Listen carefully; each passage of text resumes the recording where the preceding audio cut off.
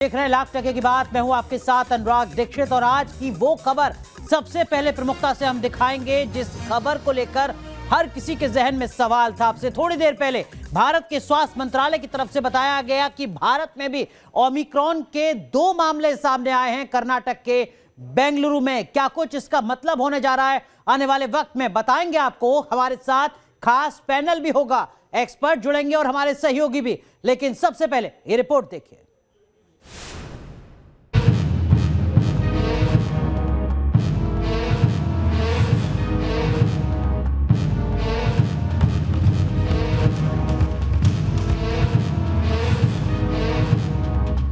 जिसका डर था अब उसका सामना करना है। कोरोना का नया वेरिएंट ओमिक्रॉन अब हिंदुस्तान में पहुंच चुका है। भारत में ओमिक्रॉन के 2 केस, दोनों केस मिले हैं कर्नाटक से। पहले से आशंका जताई जा रही थी कि ओमिक्रॉन वेरिएंट के केस हिंदुस्तान में कभी भी सामने आ सकते हैं। अब इसकी पुष्टि हो गई है। 24 घंटे के अंदर हमारे देश में 2 ओमिक्रॉन वेरिएंट के केस हमारे इस नेटवर्क के द्वारा डिटेक्ट किए गए हैं कर्नाटक में, जिसकी रिपोर्ट कल रात काफी लेट आई थी, जिसको हम आपके सामने रखना चाहेंगे। और वह जो 2 केस हैं उनके बारे में हम बताना चाहेंगे कि उसमें से एक केस 66 साल के एक मेल हैं, दूसरा केस 46 साल के एक मेल हैं। और जैसे कि हमारा प्रोटोकॉल है, ना कि हमारे इंसाकॉग नेटवर्क ने उसको समय पर डिटेक्ट किया, बल्कि as a protocol, as a practice जो हमारी कॉन्टैक्ट ट्रेसिंग की पद्धति भी शुरू हुई है और जितने उनके प्राइमरी कॉन्टैक्ट्स हैं और जितने सेकेंडरी कॉन्टैक्ट हैं उन सबको ट्रेस कर लिया गया है और उन सबकी टेस्टिंग करके उनको एज पर प्रोटोकॉल हम कोऑर्डिनेट कर रहे हैं। जो जानकारी मिली है उसके मुताबिक दोनों संक्रमित पुरुष हैं। दोनों संक्रमितों में एक की उम्र 66 साल जबकि दूसरे की 46 साल है। दोनों को 14 दिन क्वारंटीन में रखा गया है। उनके संपर्क में आए लोगों की भी निगरानी रखी जा रही है। हमारा प्रोटोकॉल है, उसके तहत उनके सारे जितने भी कॉन्टैक्ट्स हैं उनको आइडेंटिफाई कर लिया गया है और उन सबको मॉनिटरिंग में रखा जा रहा है। ओमिक्रॉन के जो 2 मामले सामने आए हैं उन मरीजों के बारे में अलग अलग जानकारी सामने आ रही है। सूत्रों के मुताबिक 66 साल के मरीज की ट्रेवल हिस्ट्री दक्षिण अफ्रीका से है। 46 साल वाला शख्स हेल्थ केयर वर्कर बताया जाता है और उसकी कोई ट्रेवल हिस्ट्री नहीं है। इनमें से एक आदमी फुल्ली वैक्सीनेटेड भी है। दोनों में से एक डॉक्टर बताया जा रहा है। ओमिक्रॉन के दुनिया में बढ़ते केस के बीच स्वास्थ्य मंत्रालय की प्रेस कॉन्फ्रेंस पर हर किसी की निगाहें टिकी थी। स्वास्थ्य मंत्रालय के मुताबिक डेल्टा से 5 गुना तेजी से फैलता है ओमिक्रॉन वेरिएंट। ओमिक्रॉन से निपटने के लिए सरकार की तरफ से खास तैयारी की गई है। हमारे एयरपोर्ट पर जो नेटवर्क हमने एस्टैब्लिश किया है, तो जो भी एट रिस्क कंट्रीज से फ्लाइट्स आती हैं उनको हम सबसे पहले उनकी थर्मल स्क्रीनिंग होती है, उसके बाद उन सबका आरटीपीसीआर टेस्ट किया जाता है। आरटीपीसीआर टेस्ट में जो कि पिछले 24 घंटे का जो डिटेल हमने आपके सामने सबमिट की है उसके हिसाब से 10 लोग पॉजिटिव आए हैं। तो जैसे ही कोई केस पॉजिटिव आता है ऑटोमेटिकली उसका होल जीनोम सीक्वेंसिंग के लिए सैंपल लेकर हर एयरपोर्ट को हमने लिंक किया है एक particular whole genome sequencing lab से, जहां पर वो सैंपल भेजा जाता है और उसकी टेस्टिंग रिजल्ट आते ही उसके हिसाब से कार्य किया जाएगा। स्वास्थ्य विभाग की बनाई 37 लैब में संक्रमितों की जीनोम सीक्वेंसिंग की जा रही है। इनमें कर्नाटक के 2 सैंपल में ओमिक्रॉन की पुष्टि हुई है। Yasir Mushtaq, news nation, Bengaluru. तो हम बेंगलुरु का भी रुख करेंगे। हमारे सहयोगी यासिर मुश्ताक हमारे साथ जुड़ेंगे। इस वक्त हमारे साथ डॉक्टर स्वाति माहेश्वरी हैं, सीनियर फिजिशियन हैं, लगातार कोरोना से जुड़ी हर जानकारी सरल शब्दों में आप तक पहुंचा रही हैं। डॉक्टर स्वाति माहेश्वरी, 2 मामले सामने आने के बाद क्या हम मानकर चलें कि आने वाले वक्त में हमारे देश में भी ओमिक्रॉन वेरिएंट के मामले बढ़ने जा रहे हैं? डेफिनेटली बढ़ेंगे अनुराग जी। हम इसको 2 तक सीमित नहीं रख पाएंगे और भी ऐसे मामले सामने आने की संभावनाएं हैं जिनको कि ओमिक्रॉन इन्फेक्शन हो या वो लेकर के आ रहे हो, क्योंकि देखिए जो लोग पॉजिटिव आते हैं वो भी कई सारे और लोगों के कांटेक्ट में आते हैं और ऐसी स्थिति में उन लोगों में भी आगे चल के वेरिएंट पॉजिटिव आने की संभावना रहती है, क्योंकि इसका इंक्यूबेशन पीरियड भी है 1 से 14 दिन। तो इमीडिएटली जरूरी नहीं है कि हर व्यक्ति को लक्षण दिखाई दें या हर व्यक्ति में हम उसको डिटेक्ट कर पाएं। और आरटीपीसीआर भी पहले दिन पॉजिटिव सब में नहीं आता है, तो वो भी कई बार 3-4 दिन का वक्त लेता है पॉजिटिव आने में। और आरटीपीसीआर के साथ भी ये चुनौती रहती है, जैसा हमने डेल्टा में भी देखा था कि कई बार इन्फेक्शन होते हुए भी आरटीपीसीआर टेस्ट पॉजिटिव नहीं आता। तो इन सभी स्थितियों में संभावनाएं हैं कि और ज्यादा केसेस हो या ये केसेस बढ़ने की संभावना भी लगातार रहेगी। तो जी। ये संभावना तो ठीक डेफिनेटली है। डॉक्टर स्वाति माहेश्वरी, इसी से जुड़ा एक और सवाल, हमारे देश में बहुत कम हिस्सा ऐसा है आबादी का जिसका डबल वैक्सीनेशन हो रखा है। बड़ी संख्या में लोग अभी भी ऐसे हैं जिनका सिंगल वैक्सीनेशन है और 10 करोड़ से ज्यादा लोग ऐसे हैं। वहीं दूसरी तरफ एक बड़ा हिस्सा ऐसा भी है जिन्होंने वैक्सीन ही नहीं लगवाई है। क्या उनके लिए ये एक बड़ी चुनौती है? डेफिनेटली देखिए, जो लोग वैक्सीनेटेड हैं वो एक एडवांटेज पर हैं उन लोगों से जिनको की वैक्सीन बिल्कुल नहीं लगी है या जिन्होंने एक डोज वैक्सीन लगवाई है। उनको सेकंड डोज वैक्सीन के बारे में जल्द से निर्णय ले लेना चाहिए। देखिए, पहले भी जब दूसरी लहर का कहर आना शुरू हुआ था तब लोग जल्दी जल्दी जाके फिर वैक्सीन लगवा रहे थे। अब मेरे ख्याल से फिर से जब ओमाइक्रॉन का दस्तक हो गई है तो लोगों को ये समझना चाहिए, और जिनके मन में भी अभी तक संशय था उनको आगे आकर के फटाफट से वैक्सीन लगवा लेनी चाहिए। इसमें देरी ना करें, क्योंकि वैक्सीन जो है ये तो साबित हो ही चुका है कि वैक्सीन जो है वो हमें हॉस्पिटलाइजेशन से 9 गुना बचाती है। यानी कि संभावनाएं आपकी अस्पताल तक जाने की, आईसीयू, ऑक्सीजन, इन सब की संभावनाएं कम हो जाती हैं। तो संक्रमण हो सकता है, लेकिन इस बात की पूरी पुष्टि करी जाती है वैक्सीन जितने भी अभी तक हमारे पास स्टडीज आई हैं उनके द्वारा कि आपकी चांसेस ऑफ सिवियरिटी जो है वो बहुत कम हो जाती हैं। तो कम से कम ये जो एक प्रयास है हम कर सकते हैं कि वैक्सीन हमारे पास उपलब्ध है, और ऐसी चीज जो कि हम भारत में लगाने की पूरी कोशिश कर रहे हैं, घर घर जाकर के सरकार बोल रही है कि आप वैक्सीन लगवा लीजिए। तो ऐसी स्थिति में जरूर मेरे ख्याल से पीछे नहीं रहना चाहिए और आगे आकर के सभी लोगों को वैक्सीन लगवा लेनी चाहिए। डॉक्टर, ये जो मन में भ्रम आता है जी डॉक्टर स्वाति माहेश्वरी, एक और सवाल इसी से जुड़ा, वो ये कि एक हिस्सा ऐसा भी है जिसको लगता है कि देखिए हमें तो कोरोना होकर जा चुका है, हमारे अंदर तो इम्यूनिटी डेवलप हो चुकी है, लिहाजा अब हमारा कोरोना का नया वेरिएंट कुछ नहीं बिगाड़ेगा, भले ही हम वैक्सीन लगवाएं ना लगवाएं। क्या इस दलील में साइंटिफिक तरीके से कोई दम है?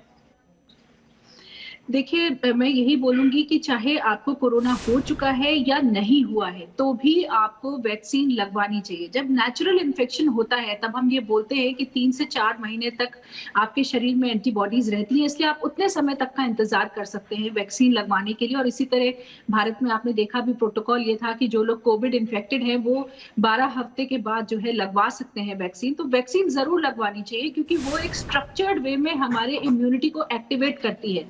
वायरस जो है वो उस तरह से एक्टिवेट नहीं कर पाता है जिस तरह से वैक्सीन करती है। तो डेफिनेटली आपको उसका फायदा मिलता है। इसलिए, और दूसरी बात भी ध्यान रखिए कि जो वेरिएंट्स आए, जैसे डेल्टा आया था, वो बाईपास कर रहा था नेचुरल इम्यूनिटी को। जिन लोगों को फर्स्ट वेव में कोविड हुआ था उनको सेकेंड वेव में डेल्टा हमने देखा है। तो ऐसा बिल्कुल भी नहीं है कि जिसको एक बार कोविड हो गया वो दोबारा किसी और वेरिएंट से इन्फेक्ट नहीं हो सकता। तो ये संभावनाएं हमेशा रहती है। बिल्कुल, बेंगलुरु का रुख करते हैं, हमारे सहयोगी यासिर मुश्ताक है हमारे साथ। यासिर, इस वक्त की कुछ अपडेट सामने आ रही है, क्या कुछ जानकारी मिल रही है? और एक और सवाल जो लोगों के जहन में होगा वो ये कि 20 तारीख को जो शख्स पहुंचे हैं बेंगलुरु, क्या ये पूरी संभावना है कि उस फ्लाइट में जो बाकी लोग थे उनमें भी ओमिक्रॉन के लक्षण कुछ नजर आ रहे हों? क्या उनकी ट्रेसिंग, क्या उनकी जीनोम सैंपलिंग की जा रही है, की जा चुकी है?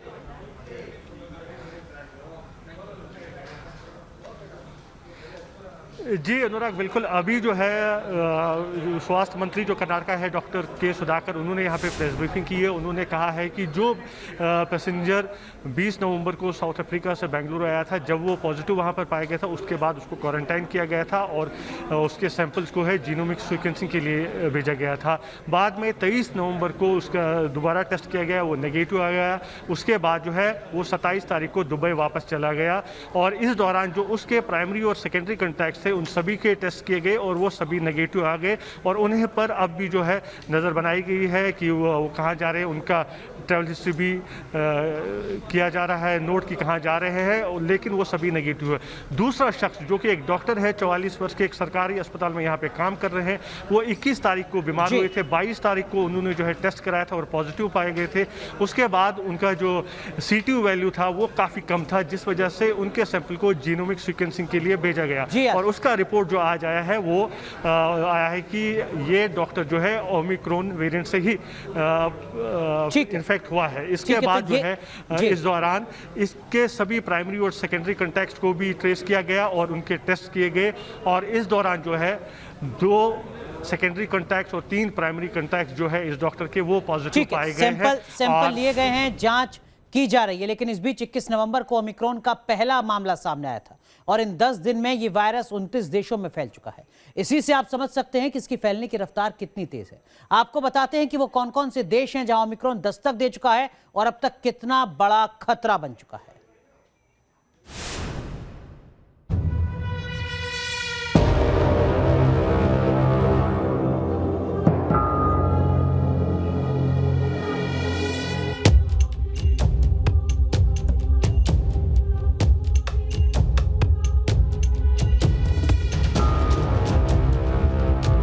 कोरोना के नए वेरिएंट को लेकर पूरी दुनिया में दहशत है।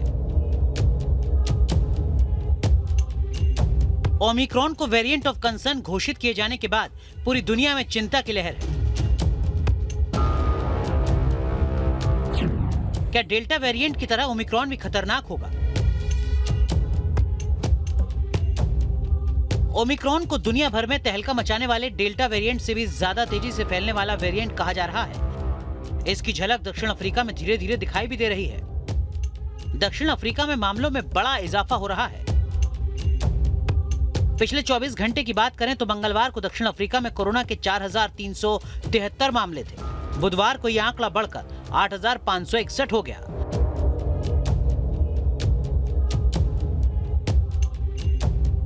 दक्षिण अफ्रीका में कोरोना के बढ़ते कहर का अंदाजा इस बात से लगाया जा सकता है कि नवंबर की शुरुआत में यहां रोजाना 200 से 300 केस सामने आ रहे थे। अब यह आंकड़ा 3,000 के करीब पहुंच गया है। दक्षिण अफ्रीका में पॉजिटिविटी रेट 16.5% है। चिंता की बात यह कि दक्षिण अफ्रीका के 9 प्रांतों में से 5 प्रांतों में ओमिक्रॉन के मामले सामने आए हैं। यहाँ जीनोम सीक्वेंसिंग के 74% मामले ओमिक्रॉन के हैं। ओमिक्रॉन की तेज होती लहर के बीच हिंदुस्तान के लिहाज से इसकी डेल्टा वेरिएंट से तुलना जरूरी है। डेल्टा वेरिएंट सबसे पहले अक्टूबर 2020 में भारत में सामने आया था, लेकिन इसने भारत में कहर कुछ महीनों के बाद अप्रैल 2021 में मचाया, जिससे देश में कोरोना की दूसरी लहर आई। डेल्टा न केवल भारत बल्कि अमेरिका, ब्रिटेन समेत दुनिया के 163 देशों तक फैल चुका है। अब ओमिक्रॉन वेरिएंट का असर दुनिया में दिखने लगा है। हिंदुस्तान के लिए आखिर कितना खतरनाक है ओमिक्रॉन वेरिएंट? ये वायरस नेचुरल इम्यूनिटी को बाईपास नहीं कर पा रहा, और यदि वो वास्तव में सही बात है तो फिर भारत में शायद उतनी चिंता करने की आवश्यकता ना हो, क्योंकि हमारे यहाँ हमारे आकलन के हिसाब से 80% से अधिक लोग इस समय नेचुरली इम्यून हैं, तो ज़्यादा वायरस को फैलने का मौका नहीं मिलेगा।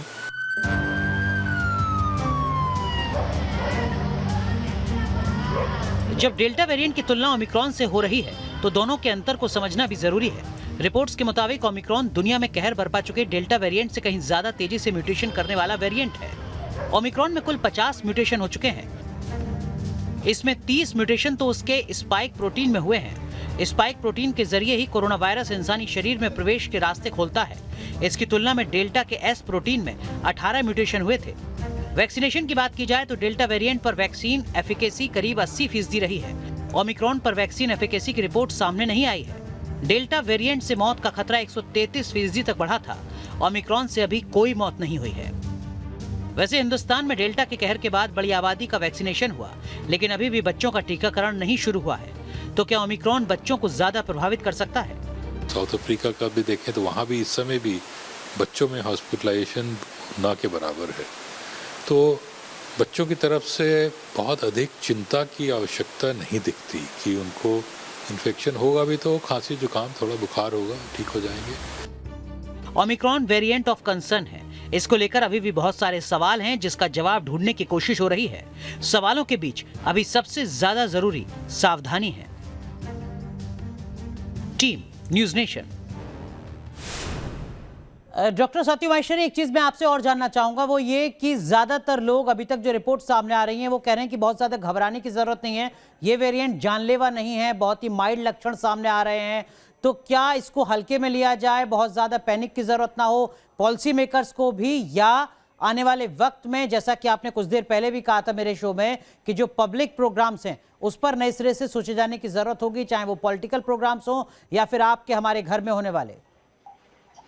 बिल्कुल अनुराग जी, देखिए प्रोएक्टिव होना हम सभी के लिए बहुत ज़्यादा ज़रूरी होगा, चाहे हम आम जनता की बात करें या सरकार की बात करें, क्योंकि जिस तरह से सभी देशों में ये वेरिएंट मिल रहा है और अब समय के साथ आने वाले 2-3 हफ्तों में और ज़्यादा क्लैरिटी आएगी कि क्या ये ज़्यादा घातक है, हॉस्पिटलाइजेशन रेट बढ़ रहा है या नहीं बढ़ रहा है, बच्चों में कितना इन्फेक्शन हो रहा है, तो तब तक लेकिन कई बार जो कोरोना क्योंकि एक्सपोनेंशियली बढ़ता है, ये 2-3 हफ्ते क्रिटिकल है, हम बैठ नहीं सकते हैं कि 3 हफ्ते बैठ के देखते हैं कि क्या रिजल्ट आ रहा है, किस तरह के रुझान दिख रहे हैं। ये ऐसा हम कोरोना के साथ नहीं कर सकते, तो हमें आज ही प्रोएक्टिव होने की जरूरत डेफिनेटली है, लोगों के लिए भी कि जिन्होंने वैक्सीन नहीं लगवाए लगवाएं, और साथ ही सरकार भी कदम बहुत मुस्तैदी से उठाए। डॉक्टर स्वाति माहेश्वरी, बहुत संक्षेप में अगर आप बता सकें, मेरा कोई परिचित अगर विदेश से लौटा है पिछले 20-30 दिन के अंदर, उस शख्स को किन बातों का ध्यान रखने की जरूरत है, और मेरे अंदर शरीर में अगर कुछ असामान्य नजर आ रहा है तो वो कौन से लक्षण हैं जिस पर मुझे नजर रखने की जरूरत है अगर मैं उस शख्स से मिला हूं तो? जी बिल्कुल, देखिए अब जिस तरह के लक्षण सामने आ रहे हैं कि बहुत ज्यादा थकान महसूस होगी, जैसे बुखार आने से पहले की एक फीलिंग होती है, वो उस तरह की आपको एक जो है थकान और परेशानी महसूस होगी। साथ ही सूखी खांसी जो है बोला जा रहा है कि बहुत ज्यादा देखी जा रही है माइल्ड केसेस में, और साथ ही जिस तरह से हम जानते ही हैं कि बुखार होना या खांसी बहुत ज्यादा होना, सर में दर्द होना, ये सब लक्षण लगातार कोविड के रहते ही हैं। तो ये वायरल लोड के ऊपर डिपेंड करता है, अगर वायरल लोड ज्यादा है तो आपको सिम्टम्स ज्यादा दिखाई देंगे, वायरल लोड कम है तो आपको शुरुआती लक्षण ही दिखाई देंगे। तो अगर आपके परिवार में कोई ऐसा है तो डेफिनेटली आइसोलेट करना, उसको अलग करना सबसे फर्स्ट स्टेप होगा, और सेकंड डेफिनेटली मैं बोलूंगी कि ट्रीटमेंट शुरू करना, डॉक्टर से संपर्क में आना। बिल्कुल। यासिर, कर्नाटक सरकार ने इन 2 मामलों को सामने आने के बाद क्या कुछ सबक लिया है, क्या कुछ एहतियातन कदम उठाने जा रही है?